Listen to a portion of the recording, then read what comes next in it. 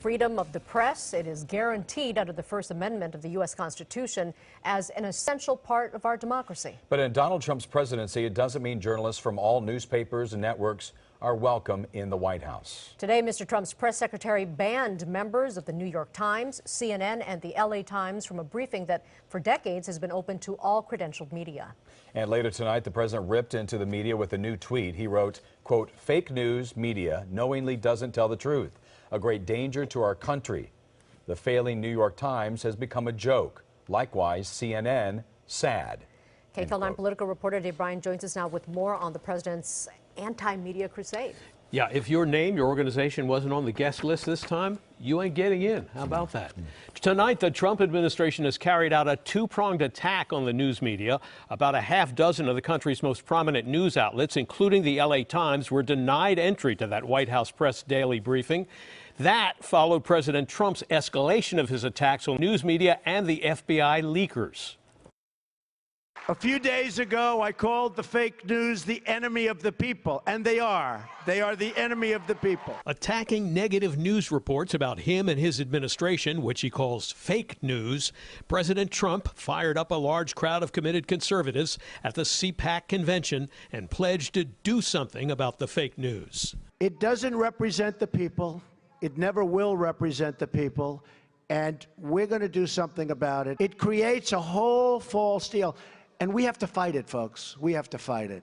They're very smart, they're very cunning, and they're very dishonest. It didn't take long. About an hour later, several news outlets, including the LA and New York Times, Politico, and CNN, that had recently presented source-based reports raising questions about the Trump administration pushing the FBI to discredit those reports, were locked out of an expanded pool briefing by White House Press Secretary Sean Spicer.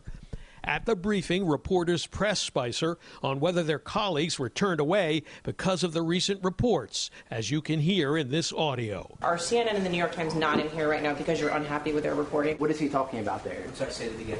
He said we are going to do something about it when he was referencing. I think we're going to aggressively push back. We're just not going to sit back and let, false narratives, false stories, inaccurate facts get out there. Just last year, in an interview with Politico, though, Spicer was telling a very different story. We have a respect for the press when it comes to the government, that is something that you can't ban an entity from. Conservative, liberal, or otherwise. I think that's what makes a democracy versus a dictatorship. CNN White House reporter Sarah Murray was one of those who was left on the outside looking in. This was bizarre because of the way they handpicked different news outlets. For instance, they invited every other major television network except for CNN. They had newspapers in there, but they didn't allow the New York Times or Politico in there. Some conservative news organizations with strong administration connections, like Breitbart, were allowed into the briefing. It's certainly unhealthy for democracy. It's a great disservice to the public.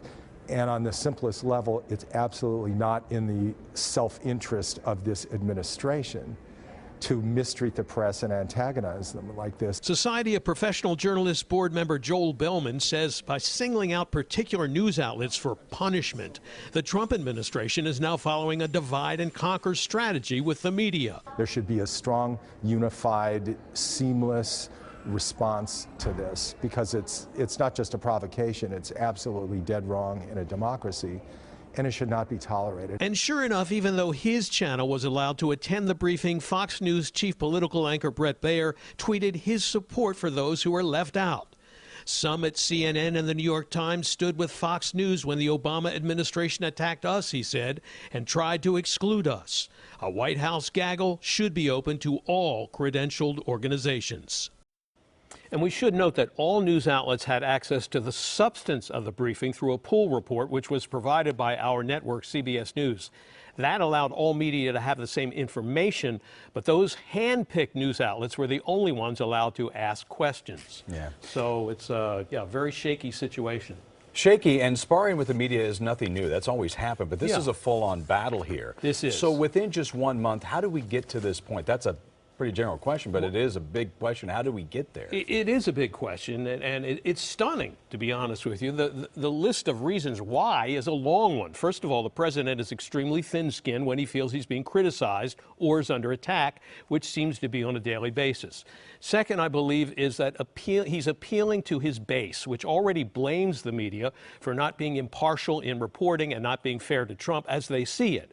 While he's been frustrated on immigration and at the slow pace that things are moving on building the wall or bringing millions of jobs back to America, or even in dealing with Mexico, where there's been no significant new agreement. Remember, he comes from a business background. He's used to giving orders and getting things done quickly. Jeff and Lena.